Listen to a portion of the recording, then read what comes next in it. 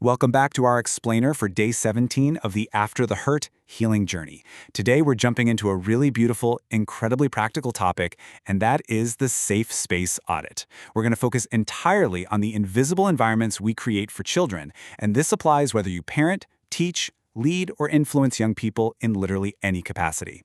So let's just dive right in. You know, kids pick up on so much more than just the words coming out of our mouths. They are deeply attuned to our tone. They're constantly reading our facial expressions. They can instantly feel whether they're truly welcomed or if they're just kind of being ignored in the background. They notice if they're allowed to make mistakes and still be loved, and they definitely sense if the adults around them are emotionally safe, patient, and peaceful. That brings us to Section 1, the 4 essential needs. For any space to feel genuinely healing and welcoming, it has to consistently meet 4 specific emotional needs. First up is being seen.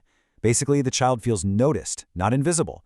They need to feel truly valued for exactly who they are, rather than feeling like they're just fading into the background of our super busy everyday lives. The second need is being safe. Now, a safe environment is one that is entirely free from constant fear, threat, or that really heavy burden of shame when a child inevitably messes up. Because, let's face it, they're going to make mistakes. Need number 3 is soothed. This means the child actually feels like they have the peaceful space and the emotional support they need to calm themselves down when they get overwhelmed or tense. And finally, we have secure. Security is what gives a child that deep, unshakable reassurance that they belong. They know without a single doubt that they are valued and that they are never, ever viewed as a burden or just some annoying interruption. Moving right along to Section 2, the Safe Space Audit. Okay, now that we understand what those 4 needs are, let's step into the actionable part of today's explainer. I want to invite you to take a walk, it can be a mental walk or a physical one, through your own home, your classroom, your ministry, or whatever community space you're in. Try to look at your space through the eyes of a child and just honestly ask yourself, where are these 4 specific needs actually being met in this room? Once you've done your little walkthrough, I want you to write down just one single thing you can improve. Please don't write down 10 things. Just pick one. Maybe it's creating a quiet corner, or maybe it's just making a conscious effort to lower your tone of voice when you're correcting a child. It could be as simple as removing some overwhelming clutter from the room, making it a point to greet kids warmly when they walk in, adding encouraging words, or just deciding to listen a bit more before jumping in to correct them. It's these tiny micro-actions that actually create deep, lasting safety.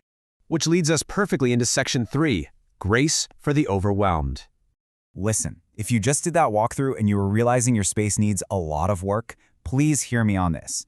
This audit is entirely about building awareness. It is absolutely not about feeling shame or guilt. Unsafe environments very rarely happen out of malice or because adults just don't care. Usually, these spaces become unsafe simply because well-meaning adults are tired, we're distracted, we're stressed, we're rushed, or we're just completely overwhelmed. The point here is simply to ask ourselves what kind of atmosphere we're currently helping to create. Let's look at Section 4, reflecting Jesus' heart. To really ground the important work we're doing today, we can look straight at Mark 10:14. Jesus deeply valued and welcomed children. He intentionally made room for them instead of pushing them away or treating them like they were an interruption to his important work. He taught us that kids matter immensely in the kingdom of God, and we are called to make room for them in that exact same way.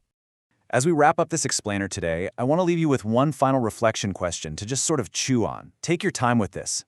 What small change can make your environment feel safer? Remember, true healing doesn't just happen through the words we say. It so often begins simply in the atmosphere we create and the genuine safety a child feels the second they step into our space.